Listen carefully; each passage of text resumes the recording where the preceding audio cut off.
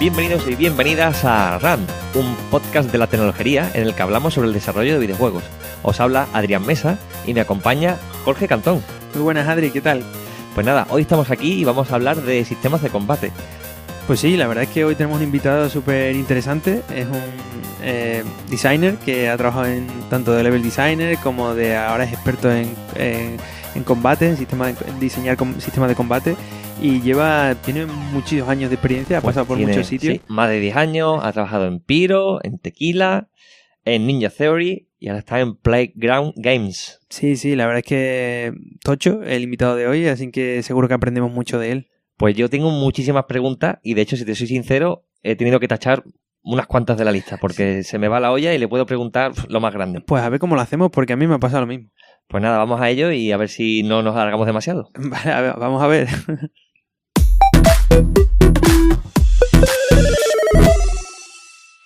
Pues hoy está con nosotros Juan Fernández de Simón, también conocido en España con el nick de Spartan. Es un game designer especializado en combate con más de 10 años de experiencia. Sí, más de 10 y 14 y 15 creo, ¿eh? ¿Cómo estamos, Juan? Muy bien, hola, ¿qué tal? Pues nada, encantado de que estés con nosotros. Sí, la verdad que sí, que teníamos ganas también. Bueno, ya hemos tenido algunos designers aquí en RAM, pero bueno, nadie experto en combate o con tanta experiencia en combate, así que igual sería interesante sacarle mucho partido a esta parte también hoy, ¿no? Pues nada, Jorge, como siempre seguimos la tradición, empiezas tú con la primera pregunta, venga, la pregunta tonta. La rompehielos, venga, genial. Pues Juan, dinos, para conocer un poco tu perfil como jugador, el último juego al que te has enganchado brutalmente hasta el punto de decir, hostia, tengo un problema, no sé qué hacer, tengo que dejar este juego, desinstalarlo o algo para que cada rato que tengo no me enganche sin querer. Pues tengo varios ejemplos, porque yo la forma que tengo de jugar a juegos es que voy pasando por un montón de juegos que los pruebo un poquito, a lo mejor pues media horita, una hora, hasta que creo que les he exprimido todo el jugo. Y de vez en cuando doy con uno que me obsesiono a muerte y lo tengo que hacer todo, sacarme todos los trofeos y desguajarlo todo. Madre mía. Entonces, tengo dos que últimamente me tienen bastante obsesionado. El primero es Sekiro, Shadows Die Twice, de From Software, que voy ya por el tercer New Game Plus. Madre mía, tres vueltas. Y el otro es Apex Legends, que es el Battle Royale Free to Play de los chicos de Respawn Entertainment, que también creo que tiene un diseño brillante. O sea, no se conforma con uno, está enganchado a dos. Sí. Y encima no multiplayer, que eso es infinito. Claro, el Apex yo creo que te puede producir más problemas. La verdad que sí. Pues sí, además es interesante. Yo, por ejemplo, no he jugado al Apex, no lo he probado. Yo tampoco. Sé que es un poco más realista, ¿no? Que Fortnite, que es lo que ahora mucha gente estaba enganchado, y el Apex ha tenido mucho éxito también, supongo, por eso, ¿no? Por la parte más, no tan cartoon, más realista y más... No sé, igual cuéntanos tú, Juan, un poco por qué. Realista, el Apex no es. Sí que es cierto que no es tan cartoon como el Fortnite, pero yo creo que el Apex lo que tiene es que creo que es el primer Battle Royale. Bueno, no el primero, pero es un Battle Royale que está hecho por gente que tiene un pedigree de hacer shooters súper extenso. Está hecho por la gente del Titanfall, que antes de fundar esa empresa del Titanfall eran los que hicieron el Modern Warfare, el Call of Duty original. Eso es lo bueno. Hasta que se pararon de ella. Entonces, lo que yo creo que la ventaja que tiene el Apex sobre los otros Battle Royale ahora mismo del mercado es que tiene una filosofía y diseño de niveles que está muy marcada por ese diseño de niveles tradicional de shooters competitivos rollo Call of Duty. En el sentido de que, por ejemplo, el mapa del PUBG o del Black Ops es como muy disperso y muy amplio y tardas mucho en encontrarte con otros jugadores, y es un mapa súper abierto en el sentido de que te pueden pegar un tiro por la espalda desde cualquier posición. Hay como mucha incertidumbre y no hay puntos de encuentro claros. Y entonces el mapa del Apex Legends está diseñado como varios niveles de un Call of Duty multiplayer, conectados entre ellos por lo que nosotros llamamos choke points, que son pues caminitos donde se concentra la acción. Entonces eso hace que la dinámica de juego por el mapa es que tengas encuentros más a pequeña escala y más frecuentes en estos bolsillos de gameplay, por así llamarlos, y luego tienes una sensación de estar más o menos a salvo y haber completado ese bolsillo y poder moverte a otro. Entonces eso es una de las partes que yo creo que hace de forma brillante. Y la otra es que el hecho de moverse por el mapa es muy divertido, es muy fluido. Las mecánicas de movimiento del jugador están tuneadas de forma brillante. Estás saltando, deslizándote, no hay daño de caída, por ejemplo. Tiene mogollón de mecánicas de lo que nosotros llamamos traversal, que es moverte de un punto a otro. Tiene tirolinas, tiene los globos que te subes y luego aterrizas otra vez. Y la interacción con el escenario de escalar objetos, interactuar con las cosas, es todo muy fluido y muy rápido. Y es algo que contrasta muchísimo, por ejemplo, con el PUBG, que abrir una puerta es una odisea, ¿vale? Y agacharte para registrar un cuerpo, o sea, todo es como muy laborioso, con animaciones hiperrealistas y bastante mal hechas. En cambio, el Apex está todo muy, muy refinado y es como Y te iba a preguntar, y el tema de las armas, porque me decía todo el mundo que en el PUBG pues tienes eso, ¿no? Con diferencia al Fortnite, era que tenías, por ejemplo, caída de las balas, tenía cosas, y a la gente que le gusta más el realismo, pues le gustaba más ese tipo de juegos, y luego pues a la gente que le gusta más la arcade o le gusta más el Fortnite. Entonces, ¿cómo es el Apex? El Apex es definitivamente más arcade. Igual no es tan arcade como el Fortnite, pero es definitivamente más arcade que el PUBG. Todas las armas son lo que nosotros llamamos hitscan, que es un proyectil instantáneo, no simulan la balística de los proyectiles de forma tan detallada como el PUBG. Entonces pierdes un poquito de esa fidelidad de realismo, pero a la vez, lo que estaba diciendo antes de los bolsillos, de cómo están diseñados los niveles, no tienes rangos de luchar con otros jugadores muy, muy largos. O sea, los snipers en el Apex no son tan predominantes como pueden ser en el PUBG, por ejemplo. Entonces son encuentros mucho más de corta y media distancia. Y el diseño de armas que tiene, pues es un diseño de armas pues clásico de shooter. Tienes los greatest hits, ¿no? De el revólver, la escopeta, un par de ametralladoras, un par de snipers y cositas entre medias, unas pistolas y tal. Pero yo creo que está muy bien equilibrado. No tienes estrategias dominantes de un arma que sea absolutamente devastadora. Han sido bastante ágiles a la hora de nerfear y de corregir ciertas cosas. Pero es un diseño de arma, yo creo que es mucho más sólido y mucho más coherente que el Fortnite, por ejemplo, que te están metiendo mogollón de cosas distintas cada mes. Sí, de hecho lo rompen a veces. O sea, sí. Me estoy dando cuenta, Juan, lo interesante que sería contar como con reviews, pero desde el punto de vista de profesionales que se dedican a los videojuegos. Porque estás haciendo una especie de review, pero con ciertos tecnicismos y una cierta profundidad en el análisis que mola muchísimo. Desde luego a mí me lo estás vendiendo y mira que no, tenía cierto interés, pero ahora como que se ha multiplicado. Pues sí, yo creo que es un juego que tiene un excelente trabajo de diseño de niveles y diseño de mecánicas. Y además se lo merecen, que les estaba costando. Y además es gratis, coño. Con los Titanfall les estaba costando levantar cabeza y se merecen este éxito. Sí. Pues bueno, ya que hemos roto el hielo, ¿no? Con un análisis del Apex, pues a ver, en principio Juan tiene una larga experiencia, eso ha hecho que el guión de hoy sea una locura y hayamos estado hablando de la entrevista a ver qué descartamos porque tenemos muchas cosas que preguntarte, Juan. Entonces... Empezamos por el principio, ¿no? Vamos a empezar por el principio, que era en 2004 o así, que ves es por lo que sabemos, vamos a centrarnos más en la parte de tus empresas finales. En las primeras queremos hacerlas un poco más rápido. Pero bueno, empiezas en Pyro Studios. Todo el mundo conoce Pyro por comandos. De hecho, creo que cuando tú ya empiezas a trabajar en Pyro, ya Pyro había tenido el éxito de comandos. Sí. Entonces tú vas, pues entiendo, con la emoción, ¿no? De dentro de un estudio que la leche, que acaba de petarlo y que a nivel mundial, y que están aquí al lado y que están haciendo esto y hay mucho talento y aprenden muchísimo, ¿no? Y empiezas de QA, pero rápidamente pues, te mueves a Level Designer y por lo que sabemos, pues trabajaste en varios proyectos, trabajaste en Strike Force, Cops, Planet 51 y Comandos 4. Yo me pregunto ¿cómo era Comandos 4? Es decir, hemos visto aquí algunos proyectos como Cops, ¿no? Que también tuvimos algunos invitados que nos contaron sobre él. que es una pena, ¿no? Que fue cancelado y un proyecto técnicamente también brutal, lo que te demuestra... Muy ambicioso. Lo que te demuestra eso, ¿no? Que los proyectos no es solo pues, la tecnología, no es solo tal, sino que hay muchas cosas alrededor que tienen que funcionar para que todo la relación con los publishers y todo este tipo de cosas. Y luego Commandos 4, ¿no? Que, bueno, ¿qué es lo que había en Commandos 4? Yo creo que ya se puede contar, ¿no? Ya que un proyecto cancelado, ¿cuál es la diferencia? Bueno, sí, Piro ya no existe. Oye, por curiosidad, ¿a quién habéis tenido en el podcast que haya Curran Cops? Hombre, hemos tenido a Unai, a Enrique Colinet, a Basayaún.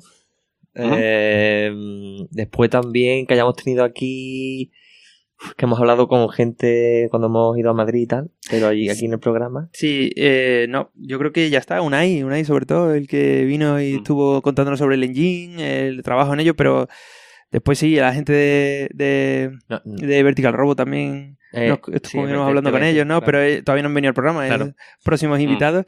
Sí, hombre, Norman y Iván claro. Corso. Sí. Pues sí. Bueno, pues sí, dime. Nada, eso, cuéntanos un poco, ¿cómo era Commandos 4? Pues Commandos 4 fue un germen de idea que nunca llegó a despegar. Ya cuando Piro había hecho el Planet 51, ella había reducido un montón de plantilla después del fracaso del juego, y habían abandonado oficialmente el desarrollo de consolas y estaban en la época de transición donde habían decidido los mandamases que el siguiente boom eran los juegos de Facebook y que había que pivotar a hacer juegos de Facebook. Ajá. Lo cual, eso fue, como te puedes imaginar, pues fue un palo enorme para muchos de los grandes profesionales que había ahí que esperaban pues hacer juegos un poco de más envergadura. Entonces, durante toda esa etapa de proceso de terminar Planet 51 y empezar a plantear distintos juegos de Facebook, pues hubo como un pequeño núcleo de diseño y de arte conceptual que empezamos a trabajar ideas de cómo podría ser un Commandos 4 y qué dirección debería tomar la franquicia. Y un poco la dirección era pues intentar adaptar el gameplay de comandos de un juego de estrategia táctica a consolas, ¿vale? Cómo se juega comandos con un pad, qué significa tener, por ejemplo, control directo del personaje en vez de estar clicando con el cursor, ese tipo de cosas. Se desarrolló un poquito el concepto, se hicieron un poco de trabajo de arte, de visualizar pues una nueva dirección artística para la saga, el rediseño de los personajes clásicos del Boina Verde, el artificiero, etcétera, etcétera, y se empezó a trabajar en un prototipo de gameplay con Unreal. Ajá. En plan todo pues con cajitas y con poco, muy básico, pero para empezar a probar esas, pues a ver tipos de cámara y tipos de control y intentar pues eso, ir en esa dirección. Uh-huh. Pero rápidamente eso ya apuntaba a otro juego de consolas de gran valor de producción, que era totalmente opuesto a la estrategia de hacer juegos pequeñitos de Facebook y sacar pasta. Y pues se acabó cancelando rápidamente porque no encajaba con la estrategia de la empresa. Claro. Y cuéntanos un poco, Juan, claro, cuando alguien empieza, porque en este caso fue tu primera empresa, estás aprendiendo, estás haciendo muchas cosas, estás muy motivado y eso te lleva a pues trabajar mucho porque tienes que hacer las cosas y además aprender cómo se hacen al mismo tiempo, ¿no? Implicarte mucho también. Te implicas mucho, ¿no? Y como alguien que todavía es, por así decirlo, es inmaduro en la industria, encaja que el proyecto en el que llevas trabajando tiempo se cancela. Eso supongo que es una cosa que tienes que aprender de ello y que digamos que es lo que aprendes de algo así, ¿no? Pues el que te cancelen proyectos o el que las empresas quiebren, yo creo que es algo que alguien que se plantea entrar en el mundo de los videojuegos tiene que asumir que tarde o temprano le va a tocar pasar por una de esas. Hay un nivel de precariedad en la industria del videojuego, sobre todo en España, que hay poco tejido industrial. No es una experiencia agradable. No es una experiencia agradable sobre todo por ver gente con la que has hecho muy buenas migas, porque cuando estás haciendo videojuegos hay mucha mentalidad de trinchera, ¿vale? De estamos aquí todos juntos, las estamos pasando putas porque estamos echando un montón de horas, el proyecto no va bien, pero aún así desarrollas una camaradería con la gente que es una relación muy, muy especial, y cuando echan a esa gente y ya no vas a volver a trabajar con ellos, son momentos muy duros, tanto para el que los sufre como para el que continúa y tiene que lidiar con una realidad nueva. Claro. Se aprende mucho, se aprende a valorar a la gente y valorar el talento. No lo sé, son experiencias agridulces. Claro, sobre todo digo eso, ¿no? Que el hecho de que Almón tiene sus colegas, ¿no? Que yo pues estoy trabajando en Piro, ¿no? Yo estoy trabajando en un juego, llevo 1 año y pico trabajando en un juego, a ver si sale tal. Entonces, claro, de repente te da la noticia que se cancela el proyecto en el que estás trabajando y que eso no va a ver la luz y además que no se lo puedes enseñar a nadie, ¿no? Lo que hay. Ostras, pues tú dices... Tienes que tener una mentalidad fuerte, ¿no? Para decir, hostia, que no me hunda esto porque, claro, te entras en otro proyecto futuro y le voy a echar la misma gana y si aquello no se va...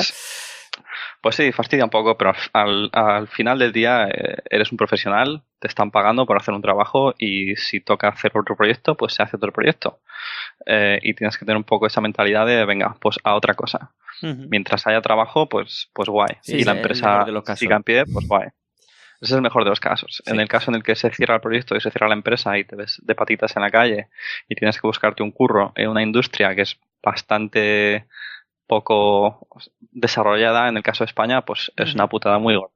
Y yo he visto mucha gente que se ha ido de la industria por eso, claro. por esa precariedad y por esa inestabilidad. ¿Qué le dirías tú a alguien que acaba de empezar, como te pasó a ti, y en los primeros proyectos en los que arranca, de repente te pasa algo así? ¿Qué dirías tú o qué crees que le ayudaría a superar ese bache?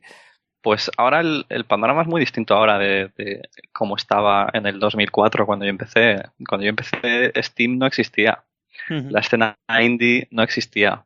Motores gratis o Unreal no existían. Y todo el conocimiento que hay ahora en la web de tutoriales de YouTube y charlas gratis de la GDC en YouTube.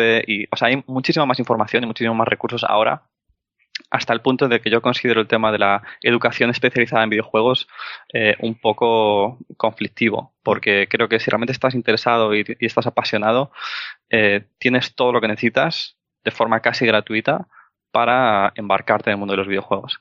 Lo que yo les diría es que persistan y que nunca pierdan la pasión que les llevó a embarcarse en este Claro, quizás en este eso, mundo. ¿no? El hecho de que igual ahora lo ves negro, ¿no? Pero si realmente te gusta esto y es lo que te apasiona, lucha por ello porque hay unas que salen así y otras que salen de otra manera y hay que ser paciente, ¿no? Dejar el ego a un lado. Que seguro que en ese momento ya dices, no me quiero volver a hacer un juego en mi vida, pero después dices, ostras, pues sí, pues es algo que me apasiona y seguro que dentro de un par de días o semanas ya veo las cosas de otra manera. Vale, y... ¿Nos movemos a la siguiente etapa o alguna preguntilla más de la parte de Piro? Bueno, ¿cómo sintetizarías tú bueno, sí, la última? La etapa de Piro? ¿Qué te aportó? Mi etapa en Piro, pues fue una... ¿Qué te llevaste, no? Por así decirlo, de esa etapa, de esa primera etapa tuya como profesional. Pues me llevo muchos amigos, me llevo muy buenos recuerdos, grandes profesionales de la industria que están ahora haciendo cosas muy tochas y muy interesantes. Lo habéis antes de los chicos de Vertical Robot, por ejemplo. Yo coincidí con ellos en COPS y bueno, con Basa. Hay grandísimos profesionales, han pasado por Piro y es una pena que Piro no tuviera un mejor destino. Porque en aquel momento existían 2 grandes empresas de videojuegos en España que eran Piro y Mercury y entonces estaba concentrado ahí todo el talento. Lo que pasa es que una serie de malas decisiones y de mala gestión, sobre todo, pues llevaron a la caída de lo que fue un gigante. Genial, pues nos movemos al siguiente paso, Juan, y ahora vamos con Tequila. Perfecto. Y entonces pues empezamos directamente a preguntarte cómo entraste en Tequila. Pues yo entré en Tequila a través de un buen amigo mío que conocí también en Piro, que se llama Luis, que estaba currando allí de diseñador de niveles y diseñador de gameplay. Y yo en aquel momento estaba en Piro ya viendo que eso no iba a ningún lado. Que haciendo juegos de Facebook, que eso Piro iba a acabar chapando tarde o temprano y eso no tenía ningún futuro. Y no era lo que a mí me interesaba hacer. Entonces Tequila pues era pues una empresilla indie haciendo juegos con Unreal, que yo era el motor que conocía y con gente muy tocha de ex Mercury y ex Piro. Y para mí, pues eso fue una oportunidad súper chula. Entonces, yo creo que entré cuando Tequila eran 5 o 6 personas máximo. Y estaban todavía intentando que Deadlight despegara. Ajá. Y entonces yo entré a echarles una mano con el montado de niveles en Unreal y poquito a poco pues empecé, pues en plan, creo que tuve un par de meses que iba a echarles una mano cuando tenía tiempo libre y a estar con ellos porque era un sitio agradable. Y eso fue evolucionando y al final pues me ofrecieron entrar de diseñador. Qué curioso, o sea que acabé. empezaste como con una especie de colaboración, ¿no? Sí, más que... no era ni pagado ni nada, era como una cosa a tiempo parcial de ir a echarles una mano porque estaba en un momento un poco de poquito apretón y pues metiendo ahí el hocico pues acabaron viendo que podría tener un rol un poco más importante. La verdad que no se me ocurre mejor manera de hacer una prueba de trabajo a alguien que te ayude en un apretón y que se ponga a currar contigo. Si de ahí salen muchas cosas, ya te sale una opinión completa de cómo es esa persona trabajando. Sí, de hecho eso, yo recuerdo pasarme Deadlight y un juego muy chulo, podríamos decir un 2,5D, ¿no? Podríamos decir, plataformas, pequeñito, un proyecto pequeñito, ajustado a una empresa de un tamaño pequeño, como comentas, pero lo que hacía lo hacía muy bien y era muy divertido. Yo creo que es lo importante, que hagas lo que puedas hacer, pero eso sea, pero esté bien hecho. ¿Y qué nos puedes contar del desarrollo de Deadlight? Pues el desarrollo de Deadlight...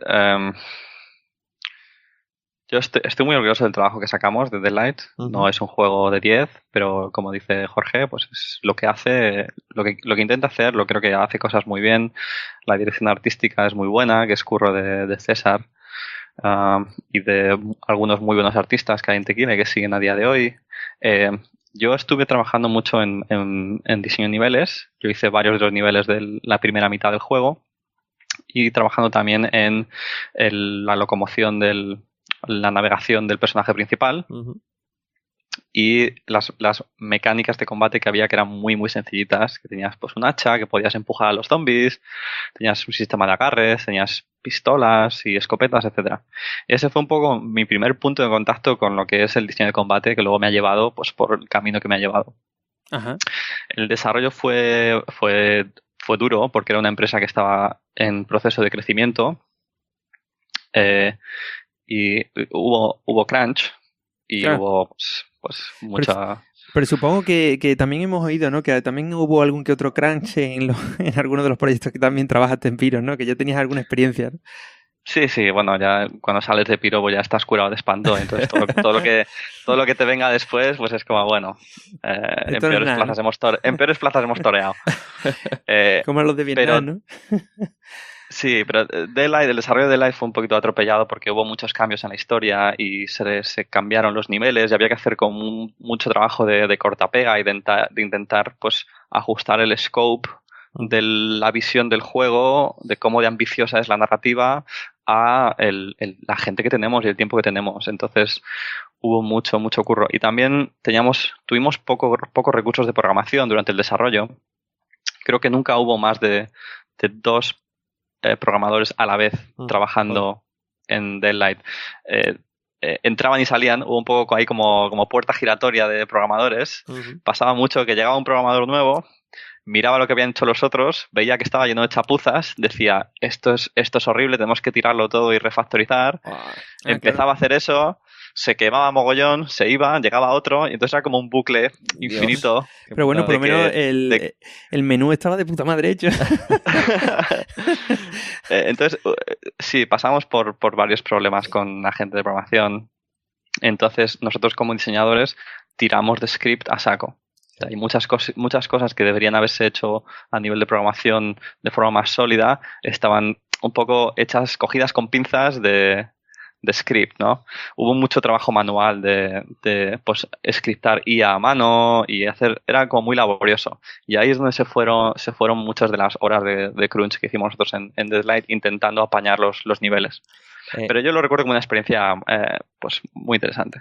Juan, ahora que estamos hablando precisamente del crunch y un poco de sobreesfuerzo, he escuchado muchísimas veces que muchas veces viene dirigido por, bueno, como que se produce por cambios bruscos en la historia, ¿no? En la parte narrativa del juego.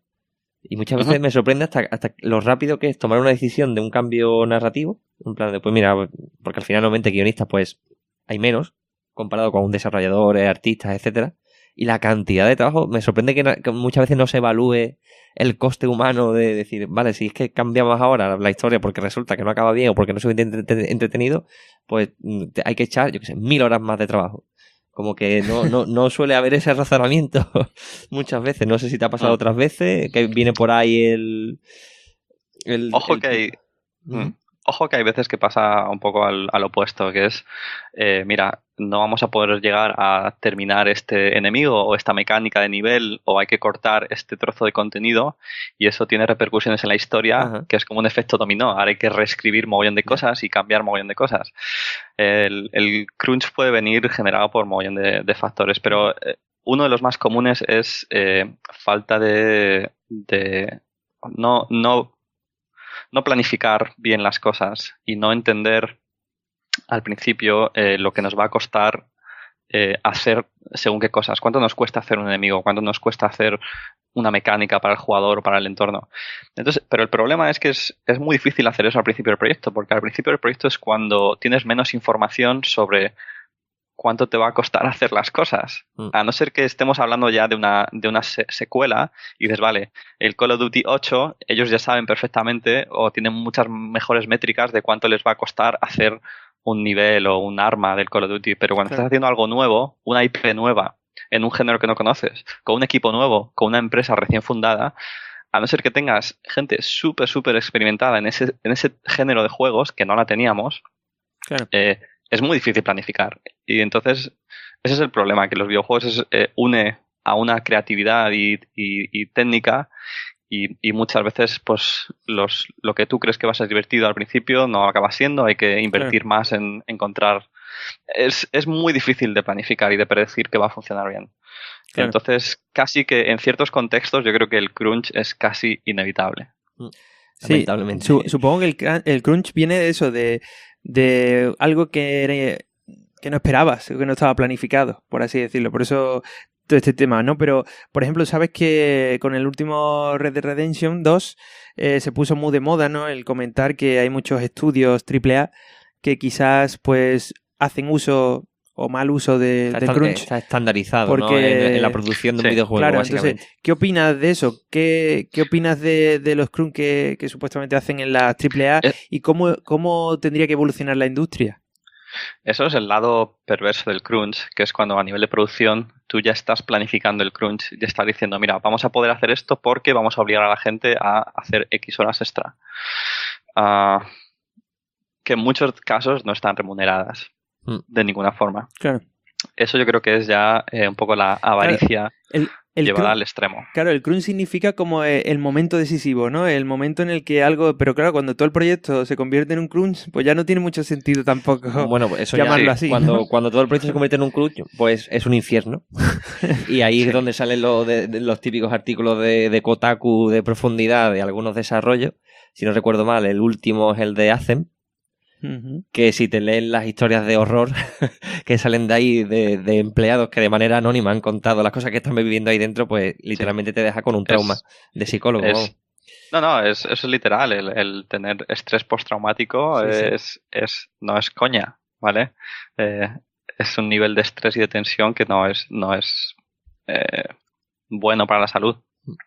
Otro problema que la industria está viviendo ahora es que ha cambiado mucho el modelo de desarrollo. Antes tú trabajabas 2, 3, 4 años en un producto en caja, lo sacabas al mercado y empezabas pues un ciclo más suave de, vale, hemos terminado el sprint final de producción, ya tenemos un poquito más de tiempo para planificar el siguiente proyecto. Pero ahora cuando tú terminas un juego, tienes por delante todavía 2 años de contenido post lanzamiento que hay que planificar y hay que sacar. Entonces, hubo un caso reciente, el Fortnite, por ejemplo, tienen también unos problemas de crunch masivos. Y yo lo pienso y digo, el Fortnite, que es el juego ahora mismo más exitoso a nivel mundial, que está generando cantidades ingentes de dinero, ¿cómo es posible que tengan a la gente echando horas extra?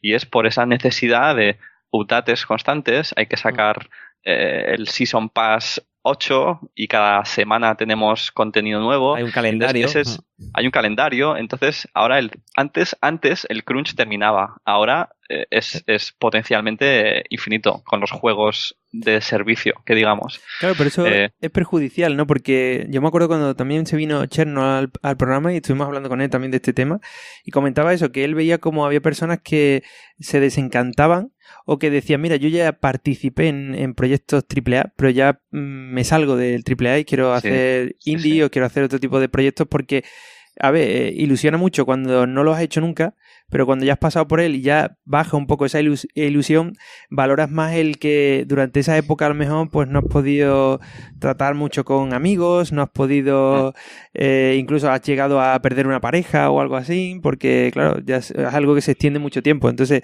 igual es perjudicial evidentemente porque es a base de quemar, ¿no? De quemar gente, de quemar leña, ¿no? El crunch yo creo que en muchos casos es una decisión personal de cuánto estás dispuesto a sacrificar de tu vida personal por tu vida profesional. Y hay gente que está dispuesta a sacrificar mucho, hay gente que está dispuesta a sacrificar, pues cada uno depende de la persona mucho. Os recomiendo que os veáis el documental que ha sacado Sony hace poco que se llama Racing Kratos, que es el making of del God of War. Yo he visto el principio. Y te enseña un poco ese lado humano, el coste humano y los sacrificios que tiene que hacer la gente para sacar juegos, obras maestras como es el God of War. Me gusta eso que has dicho ahora, porque has dicho que como que depende de cada uno lo dispuesto que esté, y bueno, es verdad que se habla mucho últimamente de, que el crunch es opcional, ¿no? Como que las empresas se escudan, ¿no? Y que es remunerado. Y yo siempre me quedo, por lo menos yo a veces lo he tenido que hacer, que psicológicamente, aunque no sea obligado, de hecho yo nunca he hecho ninguno obligado, siempre es una decisión que hemos tomado el equipo completo, la presión psicológica de tener tú que decidir, me voy o no me voy, me voy o no me voy, hoy me voy, hoy no me voy. Joder, llega un punto que también te agota, ¿eh? Yo no sé, a veces esto que voy a decir es una barbaridad y lo mismo me arrepiento. A veces hubiera preferido que hubiera venido alguien y me diga, te tienes que quedar, y yo ya me enfado con esa persona y hago lo que puedo, a que tenga que ser como un constante de decidir yo, hostia, pues ya no puedo más, o venga, voy a arrimar un poco más, es que si me voy a se queda solo fulanito, no sé, una reflexión un poco personal. Sí, yo eso lo he vivido también, genera ambientes bastante malos porque si está la gente haciendo crunch, gran parte del equipo, y hay una persona que se va a las 5 de la tarde a su casa y el resto se queda currando hasta las 11, pues obviamente va a empezar a haber ahí un poquito de politiqueo y de ambiente raro. Pero al final yo creo que es siempre responsabilidad de los directores del proyecto y la gente que está llevando la empresa el cómo gestionar esas cosas. Yo sí que he tenido casos a nivel personal de mira, tenemos una entrega, un milestone dentro de una semana y yo, la parte de la que soy responsable, creo que le voy a echar un poquito más de tiempo para que quede mejor porque me siento así. Uh-huh. Y es algo completamente opcional, empujas un poquito más, intentas hacer un mejor trabajo, pero es algo puntual. En el momento que el crunch se convierte en costumbre constante y es la dinámica de durante meses, ahí es cuando se vuelve nocivo y dañino, yo creo. Uh-huh. Vale, bueno, pues en principio avancemos un poco. Como estábamos diciendo, estabas en Tequila, uh-huh. Termina Deadlight. Deadlight tiene cierto éxito, podríamos decir, y eso hace que el estudio se plantee hacer un proyecto más ambicioso como es Rain. Uh-huh. Y por lo que sabemos, trabajas en los comienzos, ¿no?, de los primeros prototipos de Rain, lo cual a mí me ha parecido muy curioso porque alguna vez te he escuchado decir que el principio no fue nada a lo que al final se ha convertido Rain. Yo te preguntaría, uno es que cuentes un poco, en resumen, a los oyentes un poco cómo era Rain al principio, o cuál era el primer concepto que se tenía para él, y después que nos dijeras si el resultado final, por así decirlo, es santo de tu devoción, por así decirlo, ¿te gustó que fuera una cosa tan distinta?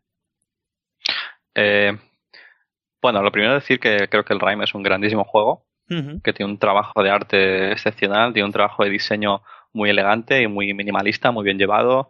A nivel narrativo también es súper único y yo creo que es uno de los mejores juegos que se han hecho en España en los últimos años. Sí, sí.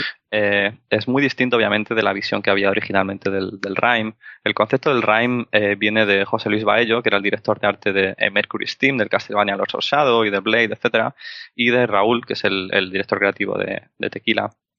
Y lo que se planteó inicialmente era una especie de juego rollo Diablo, con cámara perspectiva cenital y veías al personaje en 3D y tenía como un poquito de Diablo rollo survival, de que estabas como una especie de isla mediterránea inspirada por Jason y los argonautas y las épicas griegas, y tienes que hacer un poquito de matar monstruos y colectar recursos, y luego por la noche te atacaban monstruos más difíciles, tienes que hacer tu base. Eras como una especie de mezcla entre Diablo, Minecraft y survival. Y era un juego pues muy bastante hardcore y bastante complejo a nivel de sistemas, pero lo que más nos... Y esa idea se estaba como formando mientras nosotros estábamos terminando Deadlight. En el momento que se termina Deadlight, tenemos un equipo que está listo para moverse al siguiente proyecto y empezamos pues como a explorar esa idea.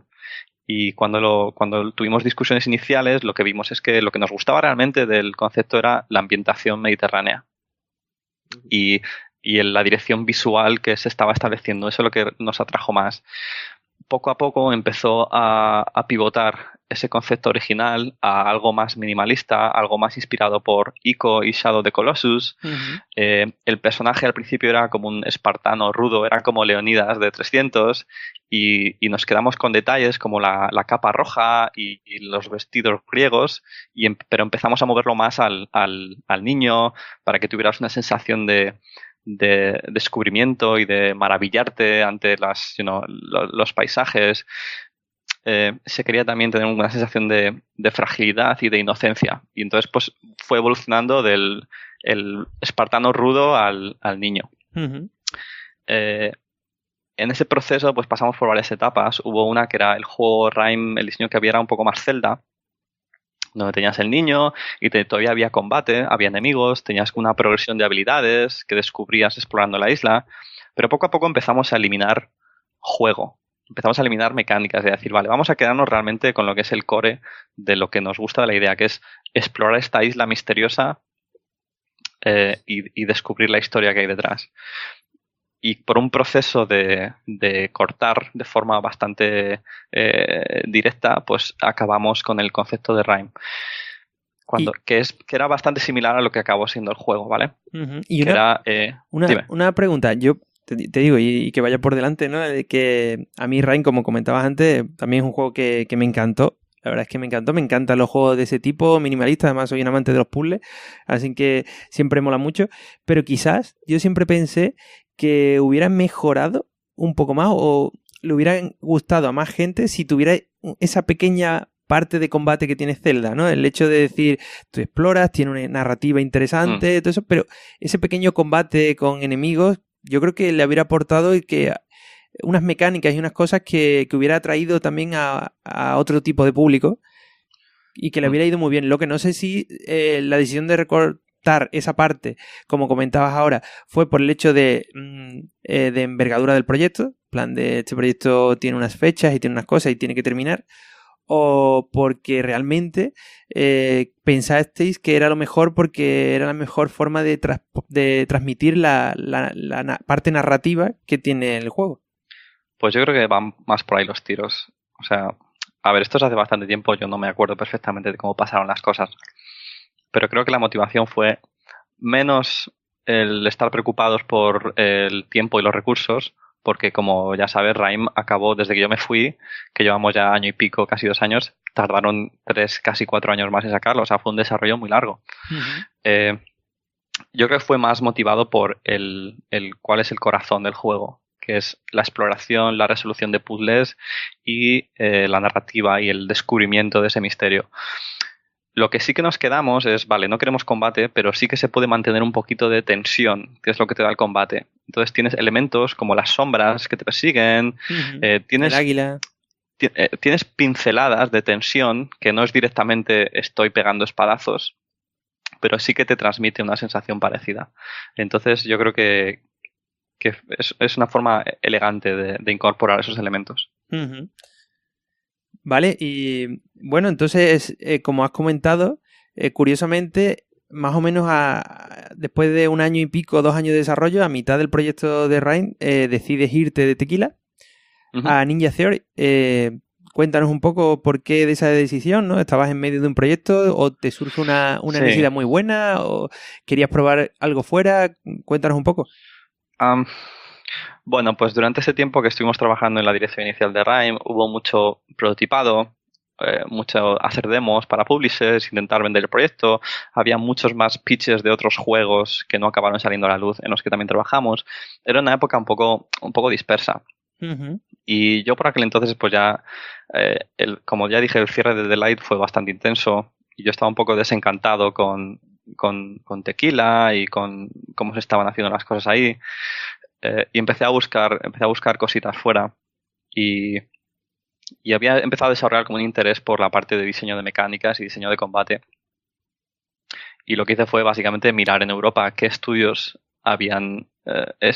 estaban haciendo ese tipo de cosas y había varios candidatos en la lista, hice algunas entrevistas, pero acabé yéndome a Ninja Theory, que están en Cambridge, que son la gente que hizo el Devil May Cry, el Slave, el Heavenly Sword y con el que acabé haciendo el Hellblade. ¿Y qué tal fue la entrevista en Ninja Theory?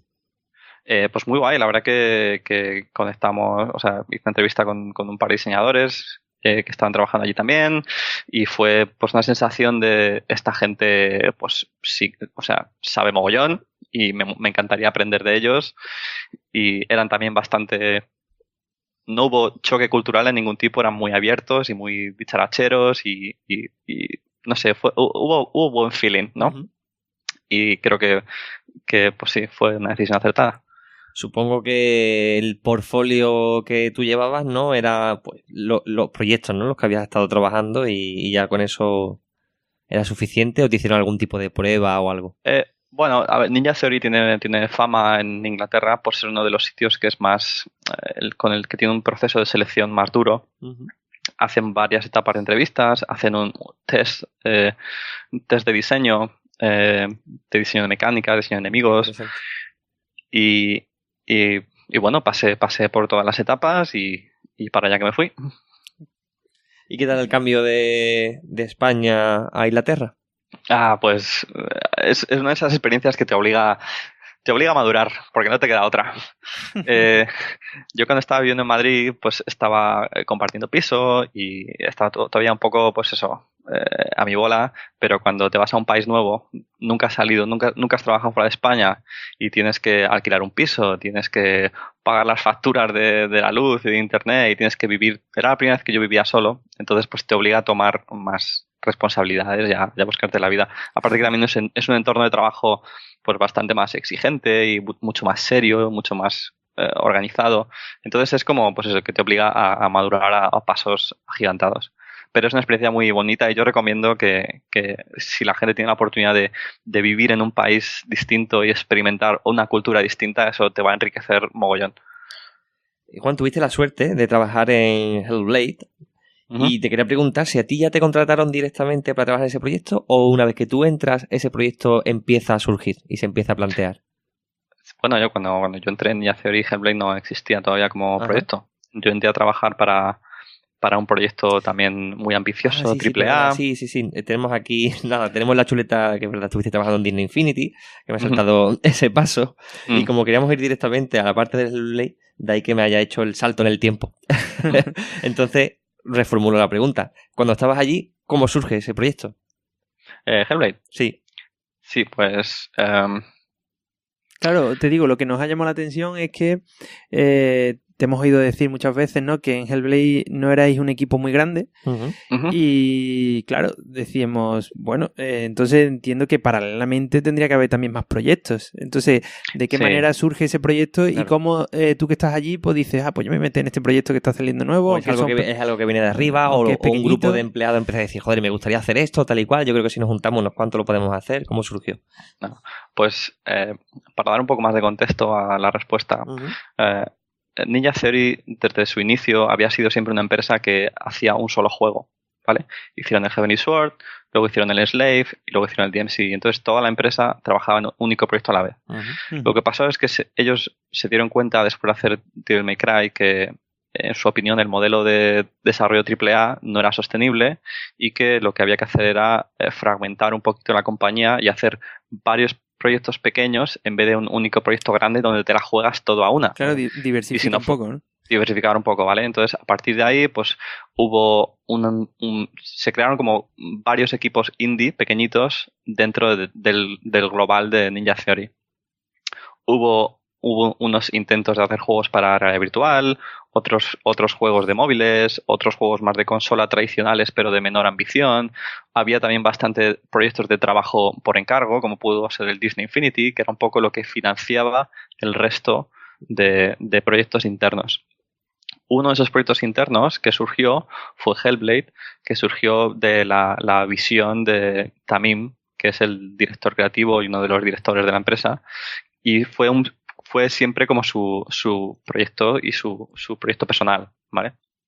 Se empezó a desarrollar pues la visión de lo que era Hellblade, quién era el personaje, cuál era la ambientación, en qué desarrollo tenía el juego, y empieza un poco de forma muy distinta a lo que acabó siendo, porque Hellblade empieza como un Bloody Palace del Devil May Cry. No sé si os suena lo que es el Bloody Palace. No, la verdad. El Bloody Palace es un modo de juego que hay en el Devil May Cry, que estás en una habitación, en una arena, y tienes como oleadas de enemigos, a 100 oleadas distintas, y tienes que sobrevivir, ¿vale? Lo que quiero decir con esto es que Hellblade era un juego de combate puro y duro. No había historia, no había narrativa, era simplemente, pues mira, tenemos este personaje en un mundillo ahí rollo medio nórdico con zombies y a dar espadazos. Esa era la idea inicial, pero luego pues empezaron a pasar a invertir más tiempo en desarrollar la idea y se dieron cuenta que lo que les molaba era quién es este personaje, Senua, este mundo, cuál es su historia, cuál es su objetivo, y entonces pasó la narrativa a tener mucho más peso que el gameplay. Además, lo que lo hace distinto.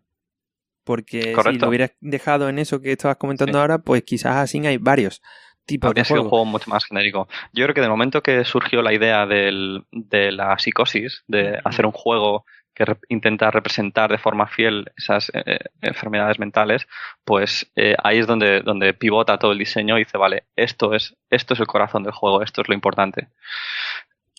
Sí, además que estaba muy chulo el juego, ¿no? Porque tenías como varias personalidades que te hablaban, e incluso en combate podías escuchar como, cuidado que vienen por detrás, o cuidado que te atacan, ¿no? Entonces ellas mismas personalidades te avisaban, ¿no? Bueno, eso es parte de, a ver, todo lo que contaba antes de, bueno, empezaron a encontrar en el tema de la psicosis y de desarrollar eso. En paralelo, yo por aquel entonces estaba todavía currando en los Disney Infinity, que son jueguecitos para niños, pero ahí estaba yo practicando mis habilidades como diseñador de combate y aprendiendo mogollón de toda la gente con la que estaba trabajando, que se habían hecho el Enslave y el DMC. Yo estaba como una esponja, absorbiendo todo el conocimiento posible de esta gente. Llegó un momento que ellos estaban haciendo ya una vertical slice del Hellblade y necesitaban ayuda con la parte de diseño de combate, y entonces pues me fui para allá con ellos a ayudarles. Entonces pasé del Disney Infinity a Hellblade. Y ahí es cuando ya me metí un poco en la chicha del asunto. O sea que el interesarte por el proyecto siempre te ha venido muy bien. El decir, pues le voy a echar una mano a ese proyecto que me mola a mí también y a ver qué tal. Aparte del trabajo que yo tengo, pues me voy a implicar un poquito más y... En ese caso fue más ellos que necesitaban ayuda y me la pidieron a mí que yo interesarme por ello. Ah, no era como Empiro, ¿no? Vale. No, pero de todas maneras eso que has dicho yo creo que es un buen consejo. Sí. Que al final si algo te mola o la ciudad en la que tú estás, acércate. Hay una empresa que está haciendo lo que te interese, pues empieza a acercarte. A ver qué puedes hacer y a ver en qué puedes ayudar. Y bueno, cuéntanos, Hellblade además, pues eso, como dices, habría varios equipos dentro de Ninja Theory y se desarrolló por un equipo pequeñito, pero entiendo que en algún momento, entre todas las ideas que había de desarrollo de diferentes equipos, se diría, mira, pues esta prevalece porque está funcionando. Cuando se la contamos a publisher o cuando se lo contamos a otras personas. Y bueno, vamos a traer gente de otros equipos, de proyectos que creemos que no van a ir a nada, que se van a cancelar para que vinieran a Hellblade, ¿o no fue así? No fue así. La idea de Hellblade era siempre... O sea, la idea era hacer un juego, pero lo que realmente el objetivo real era demostrar que el modelo de negocio que tenían ellos, que es lo que llaman el indie AAA, que es vamos a intentar hacer un juego con calidad AAA y con valores de producción AAA, pero con un equipo indie pequeñito, para mantener los costes controlados. Entonces, era un intento de validar la teoría sobre si ese modelo de negocio funcionaba o no. Que yo creo que la respuesta es que sí, funciona. Porque conseguimos hacer un proyecto de muy alta calidad en un tiempo razonable y con un equipo muy pequeño. En Hellblade, el core team de Hellblade nunca pasó de las 15, 20 personas. Que para un proyecto con ese acabado y de esa envergadura es muy raro ver. Eso, te quería preguntar ahí, ¿qué tal esa experiencia? Porque desde luego es una manera de trabajar completamente distinta. No sé si fue quizás más intenso o simplemente el que dirigía el equipo tenía las cosas muy claras y fuisteis sobre raíles. Pues fue una experiencia brutal, la verdad, porque en el buen sentido. Porque la única forma de que eso funcione, de que esa fórmula funcione, es que tu equipo sea gente súper, súper senior, con mucha experiencia y que sean lo que nosotros llamamos self-managed, ¿vale? Que no necesitan managers. En el Hellblade no teníamos productores y no teníamos leads de departamento que se dedicaran a gestionar. No había nadie que gestionara, era todo creativos. Era gente que estaban en el top de su campo haciendo el mejor trabajo posible de forma independiente.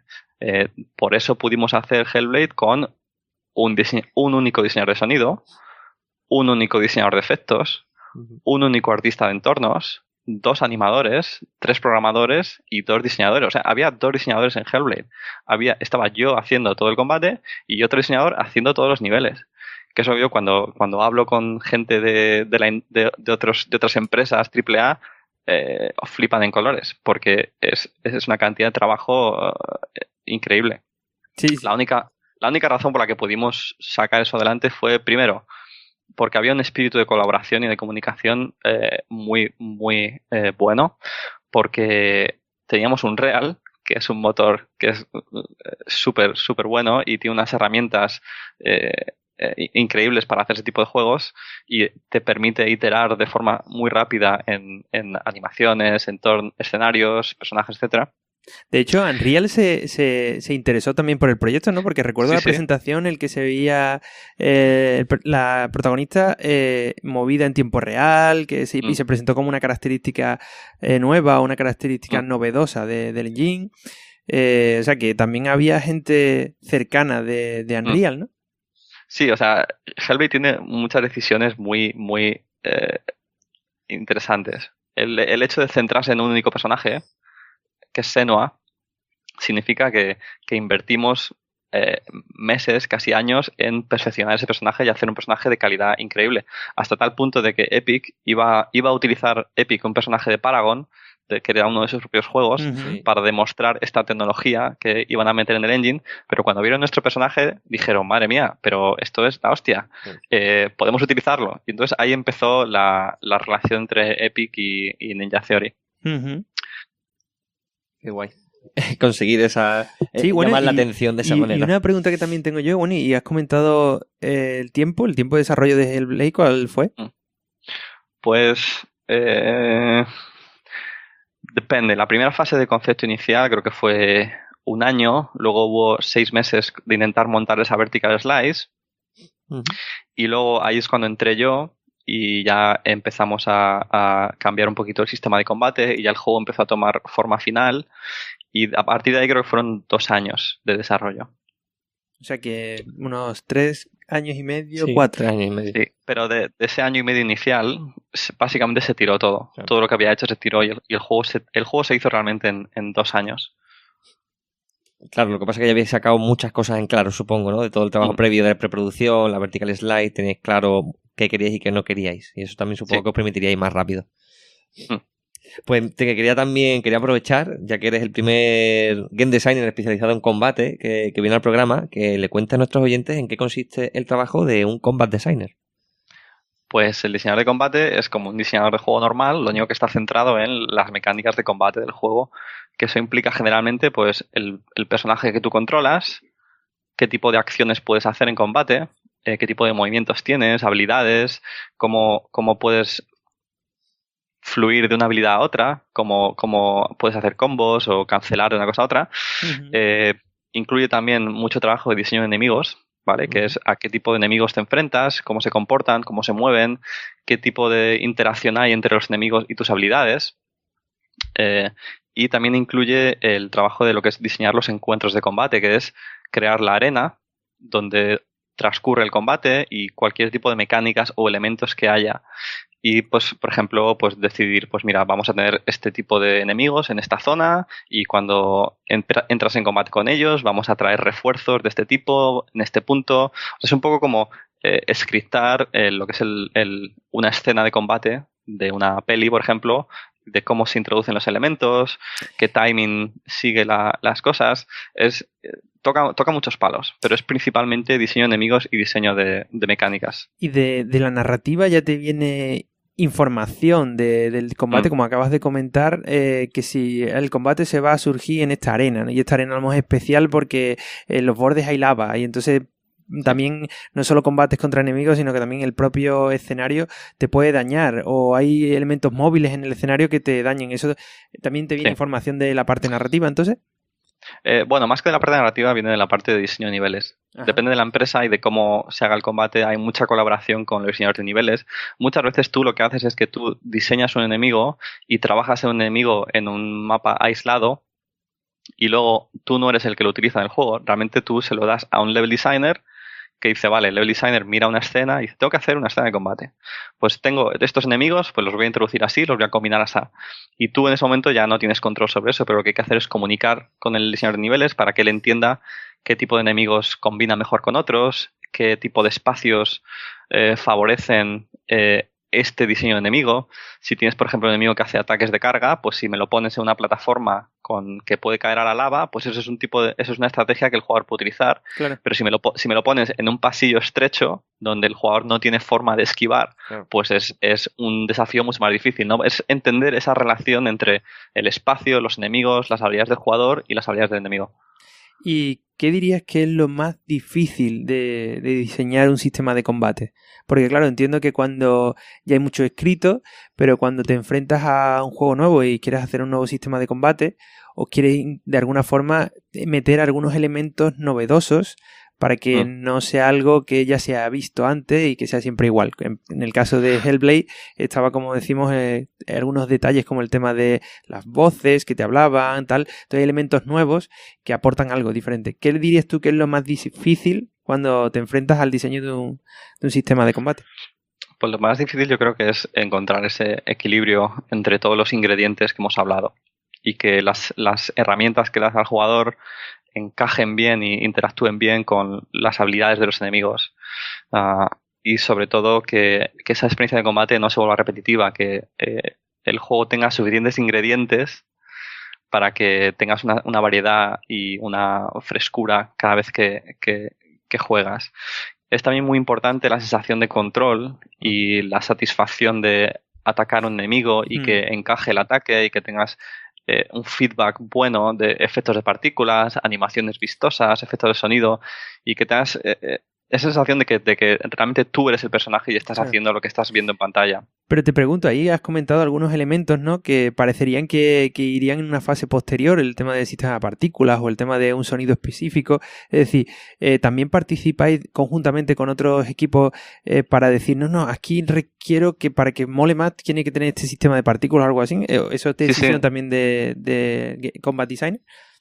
Sí, el diseñador de combate está involucrado en todos esos aspectos. Está colaborando constantemente con animadores, con diseñadores de sonido, diseñadores de partículas, los diseñadores de personajes, a nivel incluso de cuando estamos diseñando el aspecto visual del personaje, de, vale, qué silueta tiene, qué proporciones tiene, qué armas tiene, cuál es su pose.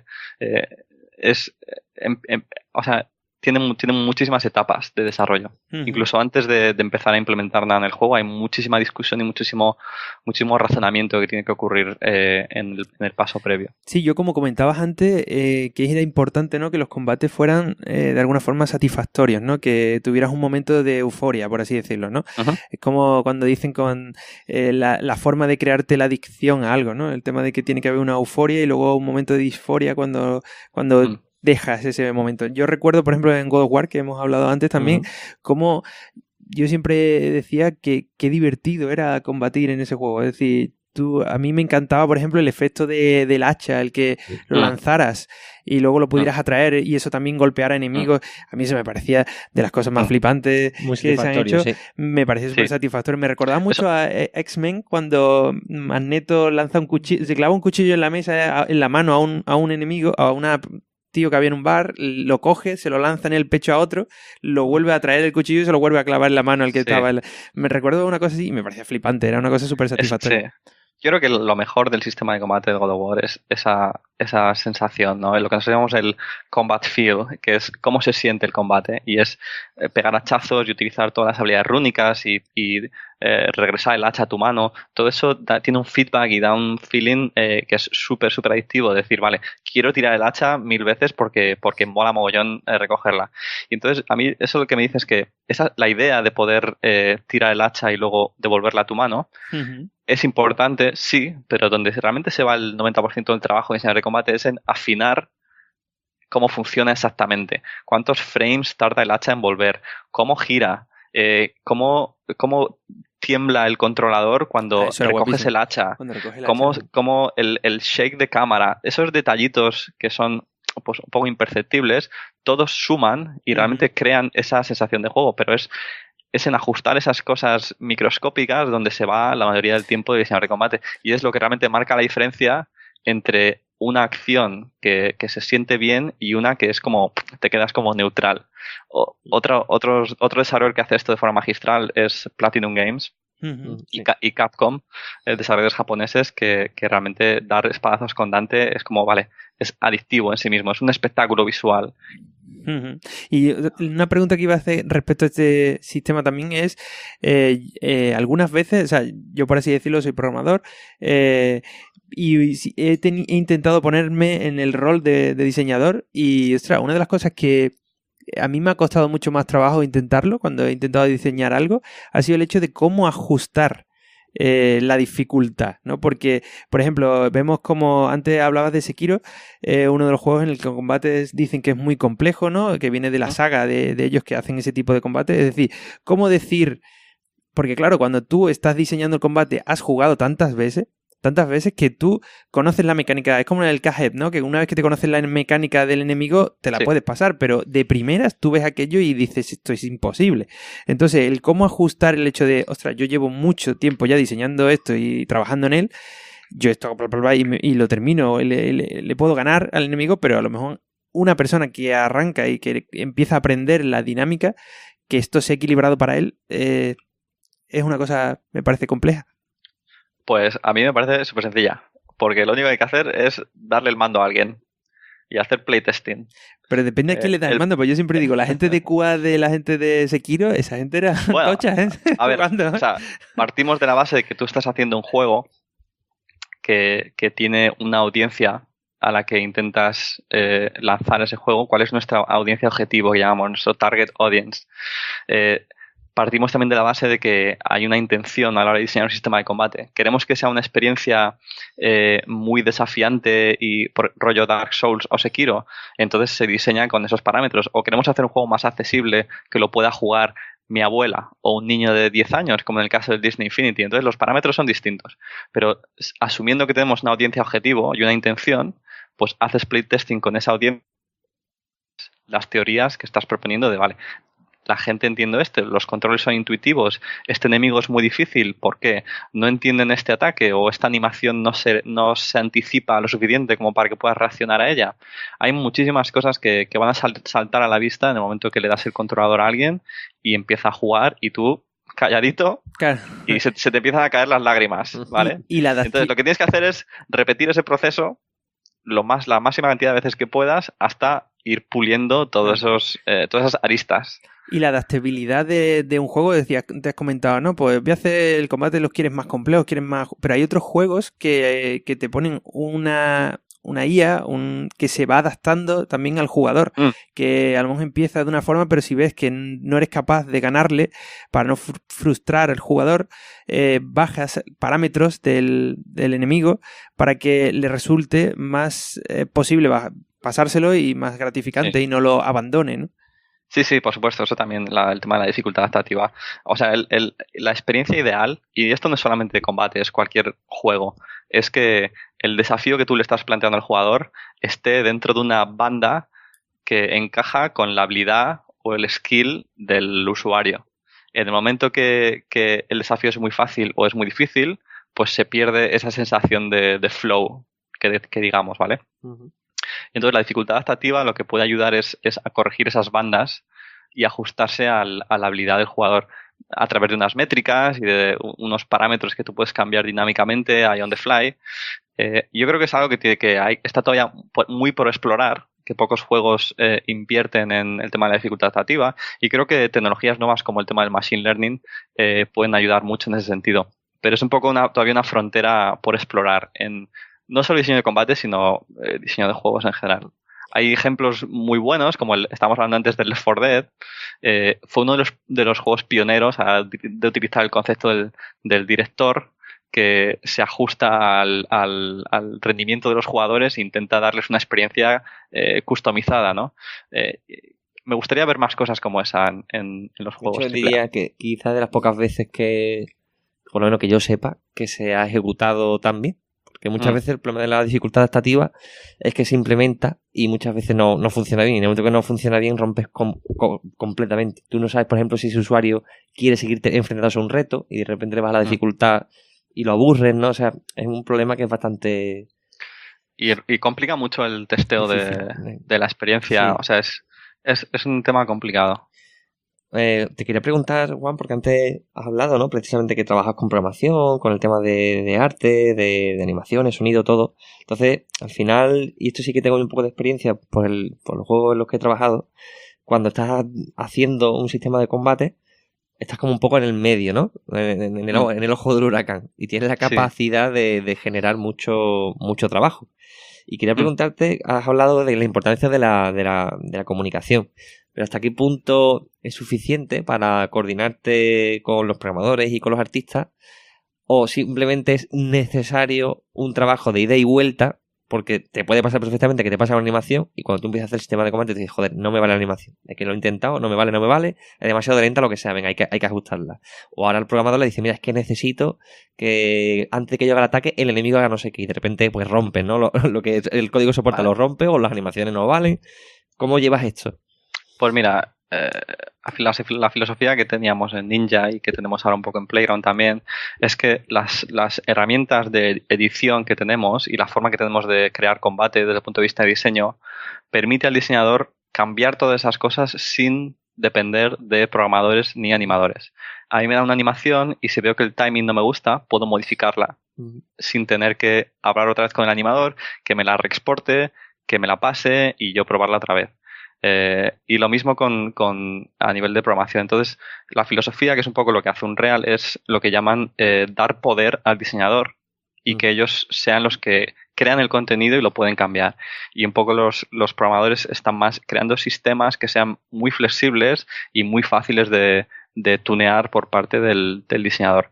A nivel de comunicación, yo creo que siempre hay que involucrar a todos los departamentos. Hacemos mucho trabajo de hacer diseño consensuado de, mira, si nosotros tenemos una idea de diseño de queremos hacer esta mecánica o este enemigo, trabajamos en ella, pero cuando está lista para presentar no es cuestión de decir, implementame esto o hazme este asset, sino que se les involucra a ellos, hay un diálogo y hay una discusión de, oye, ¿qué os parece? ¿Esto cómo lo veis? ¿Vamos a poder hacer esto? Sí, no. Y entonces, pues como que te ganas la confianza un poco más del equipo y ellos se sienten más involucrados. Entonces hay que esas barreras quitarlas, yo creo, y tener una comunicación mucho más fluida.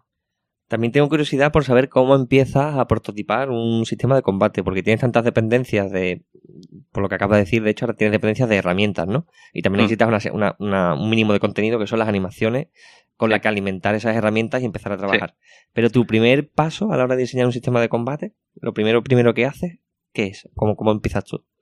Pues, a ver, el primer paso es obviamente diseño conceptual en papel, en documentación, trabajando con el director creativo para intentar entender quién es el personaje principal, qué va a poder hacer el jugador, qué tipo de mecánicas de combate vamos a tener, cómo corresponde eso a los enemigos, qué tipo de fantasía se quiere crear, qué tipo de estética se quiere crear, qué estilo de animación podríamos tener,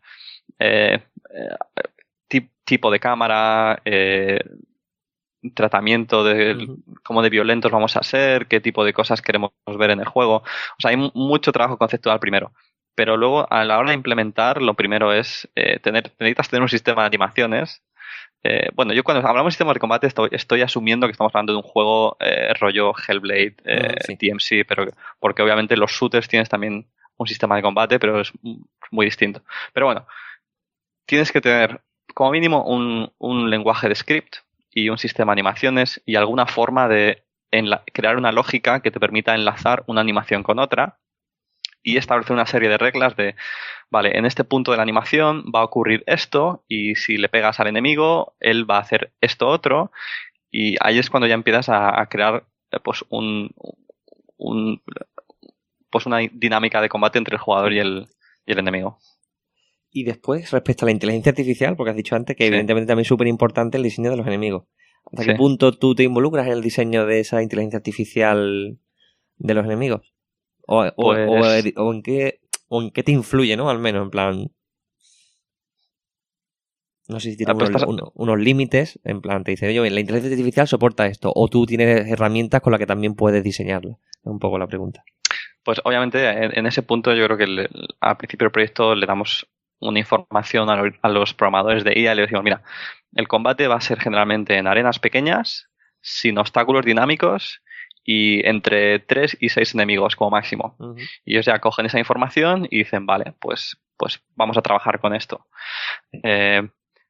Trabajamos mucho con behavior trees y luego tenemos una serie de herramientas propias que nos permiten hacer pues como patrones de comportamiento de los enemigos, de mira, cuando el jugador es una serie de condiciones, si el jugador está enfrente tuyo a esta distancia, pues vas a hacer este ataque y luego vas a enlazar con esta otra habilidad, creando como pequeñas como máquinas de estado jerárquicas de comportamientos de combate debajo de ese behavior tree. Así es como generalmente trabajamos. Pero depende mucho de la IA y del tipo de juego, si es un juego open world o no, si es un juego de combates masivos o de combates one-on-one, depende mucho. También te quería preguntar, no sé si has tenido la oportunidad, supongo que quizás en Disney Infinity, de trabajar en un sistema de combate en el que tengas que tener en cuenta requisitos técnicos duros, como por ejemplo que el juego es multijugador. ¿Has tenido que trabajar alguna vez con algún requisito técnico duro de ese tipo que te obligue a cambiar tu manera de diseñar y tu manera de hacer las cosas? Sí, en el momento que metes multiplayer se dificultan mucho las cosas.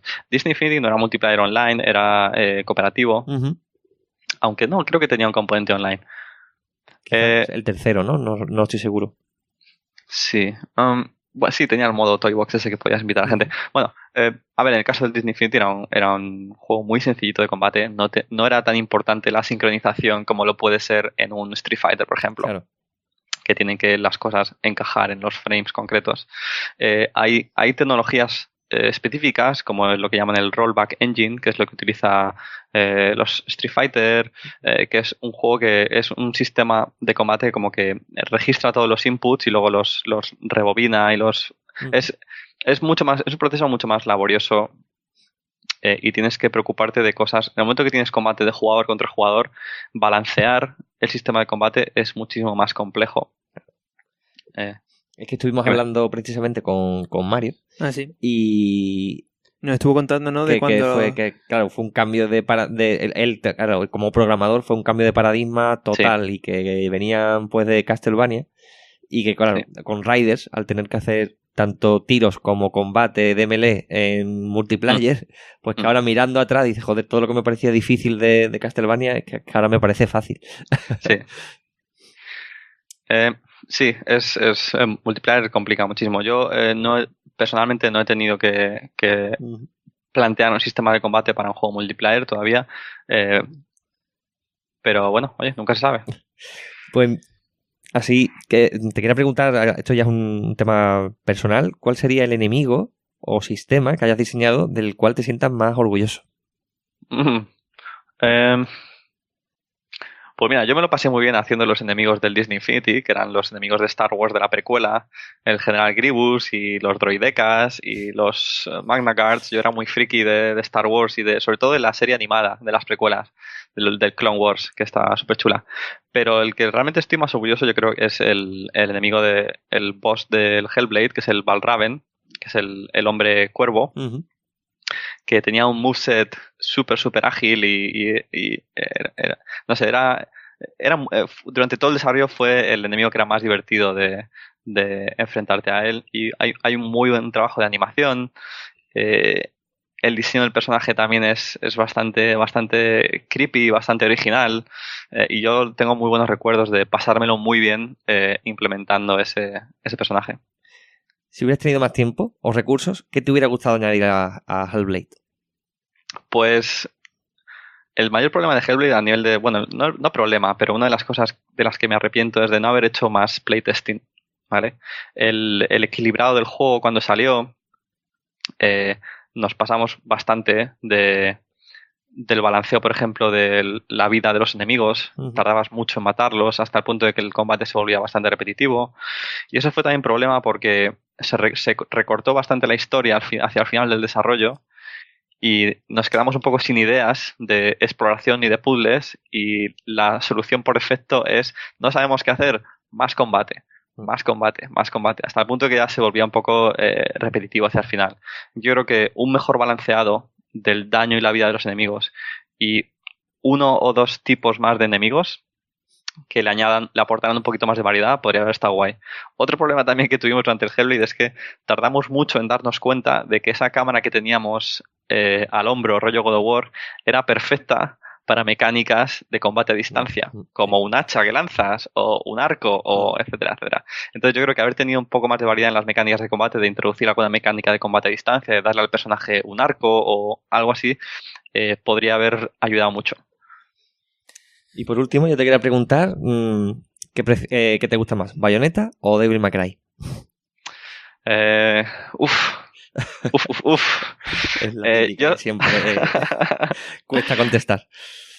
Yo creo que soy más de Bayonetta, porque creo que Bayonetta es un juego mucho más accesible que los de Devil May Cry.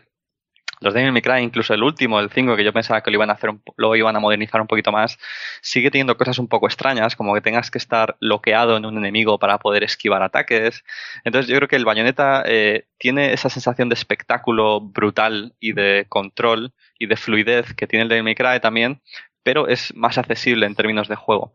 Y también me parece mucho más original el diseño que tienen y la estética que tienen. Vale, bueno, pues termina saliendo Hellblade, ¿no? Y gana el 5 Basta, se llama el juego. O sea, que tiene muy buena crítica. Uh-huh. En venta entiendo que es un juego de nicho, y aunque no es un super venta, yo creo que funciona también muy bien.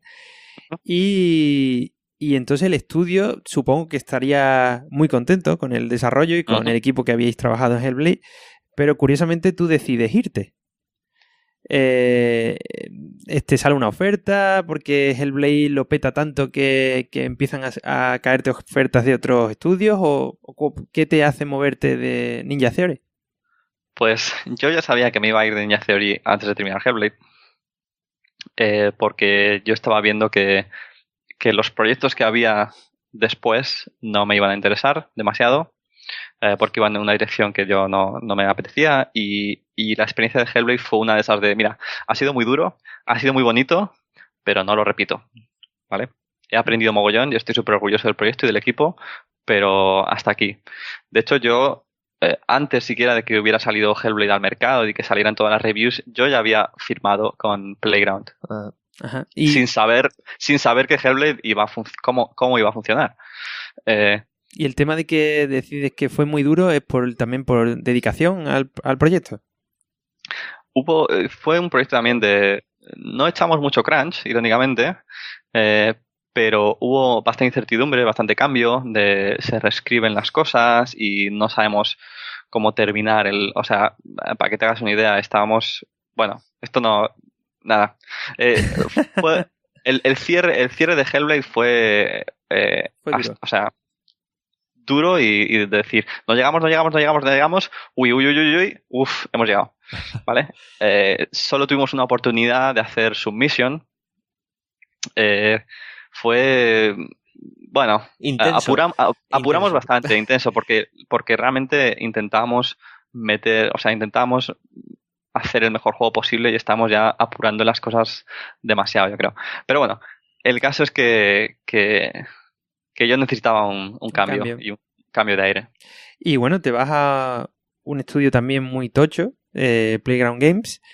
Pero claro, Playground Games todo el mundo lo conoce por los Forza. ¿Qué te llama la atención? ¿Cómo fue la entrevista y por qué decides moverte a Playground? ¿Qué eran las cosas que más te atraían de esta empresa? Pues ahí también hay una serie de razones personales de que yo quería seguir en Inglaterra por la relación que tengo de pareja.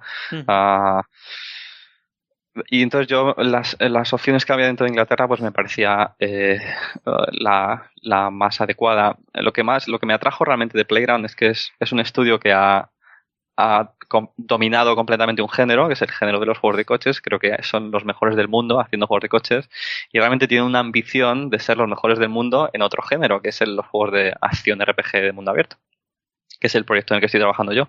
Entonces me dieron la oportunidad de liderar el diseño de combate para un proyecto AAA de muy gran envergadura y con vistas a competir con otros grandes del género, como son The Witcher, Horizon Zero Dawn, Skyrim, etcétera, etcétera.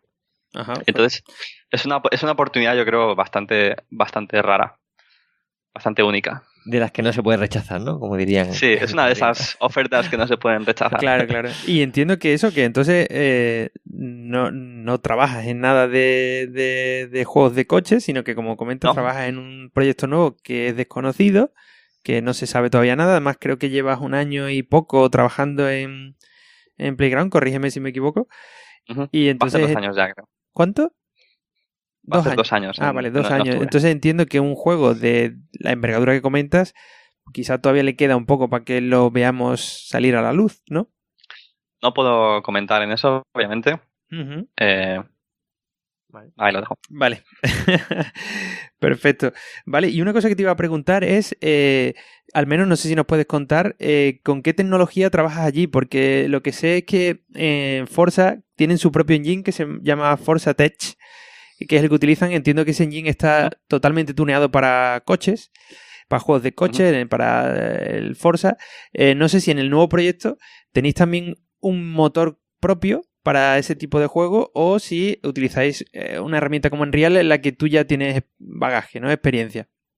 No puedo comentar en eso tampoco. Vaya. Perfecto. Bueno, pues... No es tampoco por ser tal, pero es que son temas que no se pueden hablar. Lo único que puedo decir del proyecto es que es eso, es un proyecto de mundo abierto, acción RPG. Playground Games ha creado un equipo nuevo específicamente para ese proyecto. De hecho, nos acabamos de mover hace un mes a un edificio nuevo, unas oficinas nuevas específicas para este equipo que planteamos va a crecer hasta 250 personas. Bueno, pues un proyecto gigantesco, ¿no? Vale, bueno, pues una de las cosas que no se nos puede olvidar, sí, ¿vale? Es que también tenemos una pregunta de alguien externo que tú conoces, ¿vale? No sé si te haces una idea, pero es Mario de Mercury Steam. Nos ha hecho una preguntilla para ti. Te la leo textual y tú le respondes, ¿vale? Vale, pues nos comentaba que ya que has trabajado en varias empresas diferentes y has visto varias maneras de trabajar, ¿qué herramienta o metodología te hubiera gustado encontrarte en todas ellas? De esas cosas que tú dices, ojalá todo el mundo hiciera esto o usara esto. Pues va a ser una respuesta un poco tramposa, porque la respuesta es, ahora mismo pues estamos ya en Hellblade y ahora en Playground. Nosotros diseñamos unas herramientas para crear combate, de las que yo estoy súper orgulloso y que de las que hablé un poquito en las charlas del Freakend y en una charla que di para Google Campus, que es lo que llamamos el Action Graph, que es una forma visual de crear secuencias de acciones que nosotros utilizamos para crear el combate del jugador y de los enemigos, y esa idea la pusimos en práctica y la pulimos mogollón en Hellblade. Y yo ahora en Playground pues me he traído mucho de ese conocimiento y hemos implementado muchas de las mismas cosas. Y es realmente una metodología, unas herramientas y una forma de pensar sobre el diseño de combate que es súper ágil y que va en la línea de lo que estábamos hablando antes, de hacer que los diseñadores tengan muchísima flexibilidad y que puedan iterar de forma independiente muy rápido. Y eso es algo que si lo hubiéramos tenido en Daylight o en Rime o en Pyro, pues agiliza mucho el proceso de diseño de combate. Y es una cosa muy valiosa, yo creo. Pues Juan, siempre solemos terminar con una pregunta y sobre todo pensada para los oyentes que están empezando o que están pensando meterse en la industria. Y es que, con toda la experiencia que tienes además, ¿qué recomendarías a alguien que quiera dedicarse a ser un game designer? Es una súper amplia, vamos a estar hablando una hora de eso. Pues 3 minutos. Para mí algo muy importante y que a mí personalmente me ha ayudado muchísimo durante mi carrera es pasión por los videojuegos, que es obvio que alguien que quiere ser game designer tenga pasión por los videojuegos, que se interese por jugar a los juegos recientes y a entender cuáles son las tendencias de diseño, a leer muchísimos artículos y verse muchas charlas y desarrollar un lenguaje propio a la hora de hablar de diseño y tener una riqueza de vocabulario, digámoslo. Y que sepas analizar y explicar tus decisiones. Entonces creo que ese conocimiento yo creo que es muy importante, pero igual de importante es saber comunicarlo, saber hablar con la gente, tener un poquito de inteligencia emocional y saber comunicar tus ideas y colaborar con gente. El diseño es un proceso colaborativo, cada día lo va siendo más.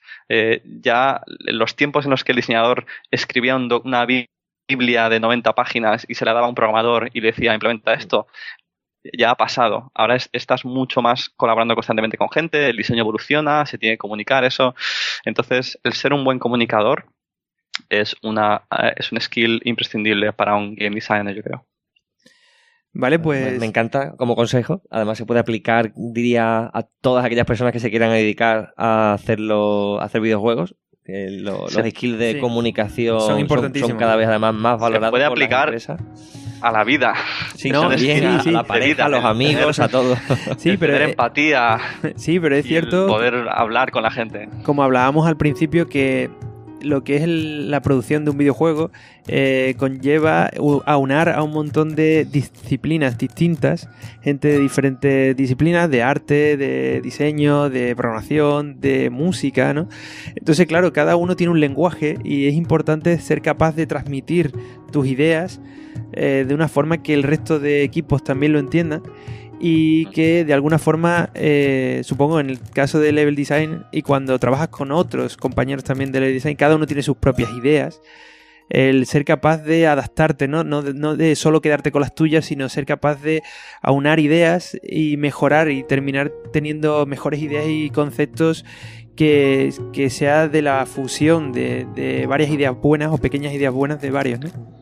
Ahí has dado algo importante, que es que cada disciplina tiene su propio lenguaje. Como diseñador tienes que aprender el lenguaje de los animadores, el lenguaje de los diseñadores de sonido, el lenguaje de los programadores y tratar con cada una de esas disciplinas de forma distinta. Claro. Pues bueno, voy a aprovechar, ¿vale? Para comentar a nuestros oyentes los datos de contacto. Nos pueden siempre ponerse en contacto con nosotros de la manera clásica, por correo electrónico, a través de hola@tecnologería.com. Después también pueden mirar todos nuestros podcasts y ver toda la información de contacto en la web de tecnologería.com. Y nos pueden buscar en Facebook y en Twitter como La Tecnologería. Pueden descargarse el podcast y oírnos en iVoox, iTunes y YouTube. Pues bueno, yo creo que la entrevista de hoy ha sido intensa. Le hemos intentado condensar toda la información, todo lo que queríamos en poco tiempo. Nos encantaría. yo creo que volver a ver a Juan por el programa, porque creo que se nos han quedado muchas cosas interesantes de las que hablar, y sobre todo cuando ese nuevo proyecto, ¿no?, del que nos ha comentado vea la luz, sería genial poder también contar con él para que ahora ya sí, con un poquito más de propiedad pueda contarnos, ¿no?, un poco de detalles de ese nuevo proyecto tan ambicioso. Pues genial, bueno, Juan. Sin spoilear nada, va a dar mucho que hablar. Pues sí, la verdad que sí. Es bastante hype, ¿no?, de todo lo que ha dicho. Pues bueno, yo digo, espero que hayas estado a gusto en el programa. Nosotros nos ha encantado tu visita y hemos estado muy a gusto. Pues Juan, yo también, muchas gracias. Encantado, muchísimas gracias y nos vemos en la próxima. Hasta luego. Hasta luego. Un placer. Hasta luego.